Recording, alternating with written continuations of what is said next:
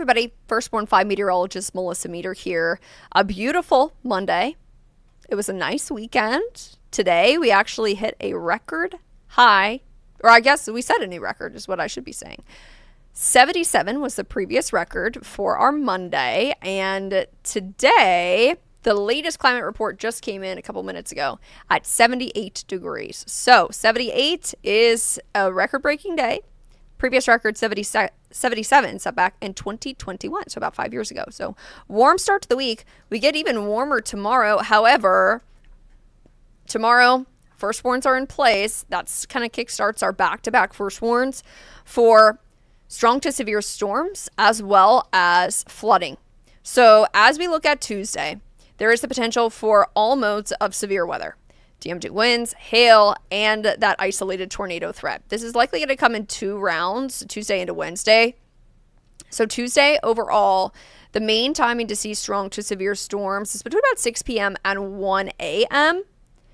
Best chance for supercells will be during that time frame, and we have the potential to see some localized flooding.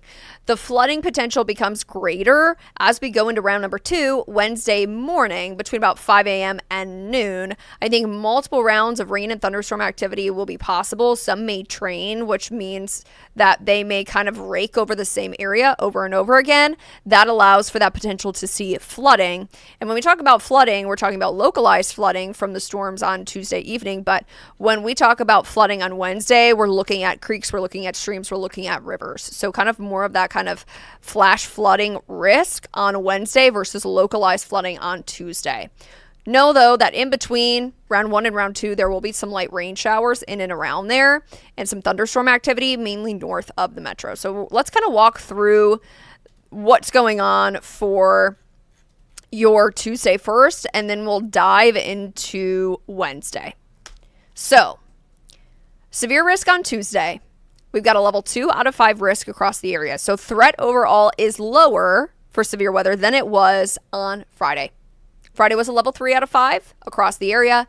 For Tuesday, level 2 out of 5, highlighted across majority of the area. There is a level 3 out of 5 risk in our far eastern, northeastern counties. That is where the greatest risk for tornadoes is on Tuesday. The rest of us, I think, have a tornado risk, but it is lower. However, we are tracking something called the cap in the atmosphere. Basically, it is like a lid that is on top of the atmosphere, and if you got boiling water, if you think about pasta, you're making pasta, you've got the lid on, nothing's really coming out of the pot.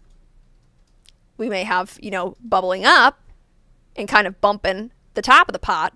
However, doesn't break open. That's when we get kind of water everywhere. However, tomorrow, the cap, like the lid on the atmosphere, looks to be in place until we get into the later evening hours. So when we think about the cap, if the cap breaks, well then, it depends on what time it breaks to what modes of severe weather would be possible. So tomorrow afternoon and into the evening, there is a time frame where the cap looks to be in place. However, if storms break that cap, that's where we see more likely a higher kind of tornado risk versus later on in the day. So if the cap breaks early, we have that potential to see a higher risk of tornadoes. However, if the cap stays on a little bit longer, most likely until 6 p.m. to 1 a.m., then we see mainly hail and wind with an isolated tornado threat. So right now, when will the cap break? There is a very low chance right now that the cap breaks between about 2 to 5 p.m. That would be the time frame where we would see, probably because it's the main heating of the day, it's the main mixing of the day, that there would be more, or I should say better ingredients to see tornado activity form. But the cap most likely looks like it's going to break closer to about 6 p.m. to 6 p.m. I should say. And then that will allow for rain and storms to really start to bubble up. So with that being said, while there is a low chance between 2 and 5 p.m. that it does break, if it does, then we are looking at a higher tornado risk with that kind of time frame versus than we would later on in the evening, if that makes sense. So tornado risk overall is highest over in portions of kind of central to northern Illinois, we start to get into that possible range for our eastern areas. And right now in the metro, we're at low. However, I did want to point this out to you because you kind of see that hatching.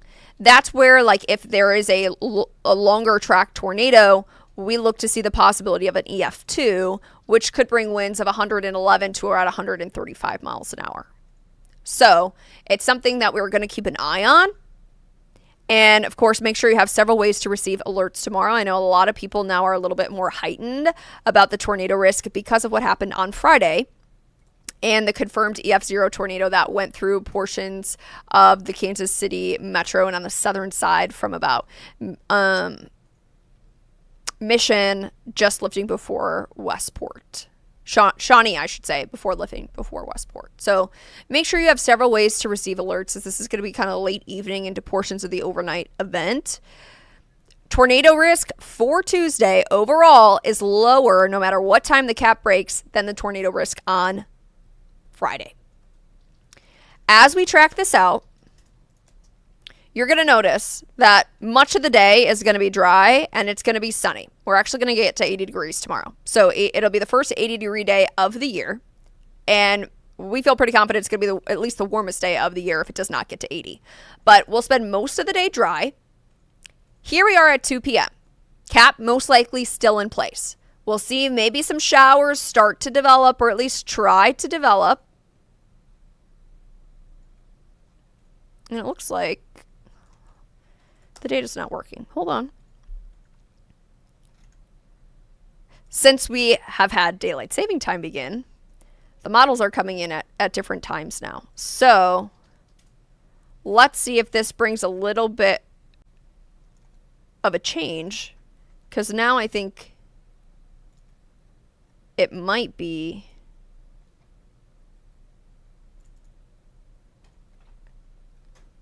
let's see. Hold on, everybody. Here we go.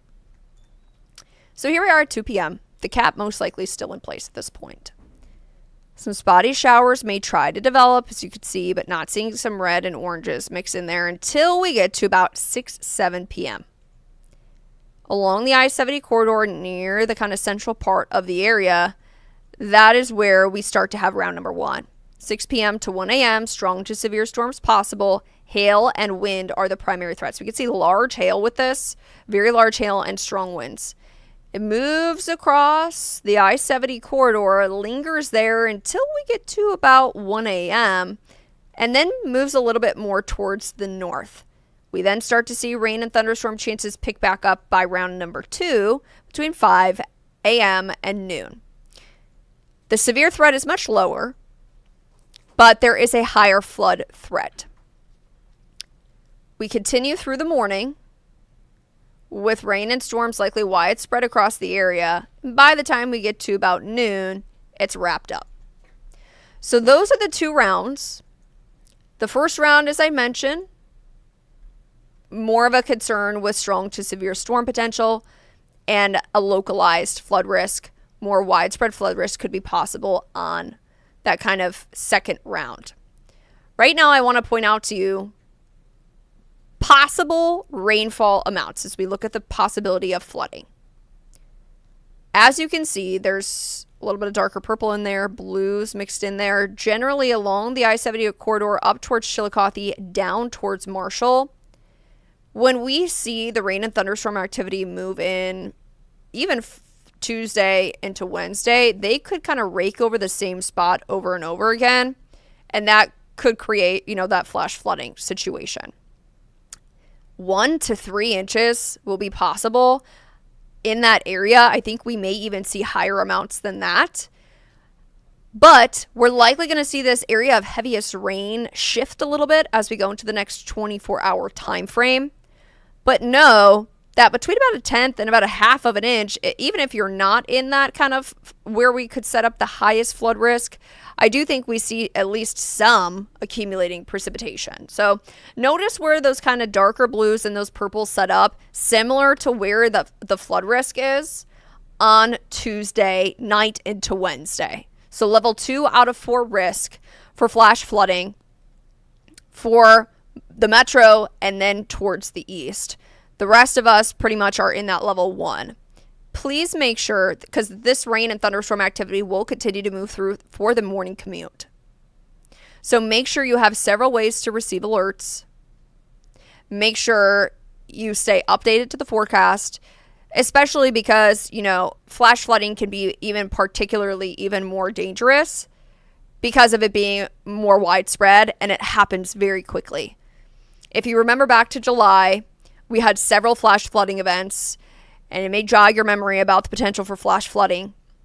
So make sure you have several ways to receive alerts. And I want to emphasize as well, if you are driving, if you are in a car, if you are walking, make sure you are turning around and not going into flooded roadways and or sidewalks, because you don't necessarily know how deep that water is, and it only takes a few inches to kind of sweep your car away. If I'm not mistaken, it's around 6 inches of moving water.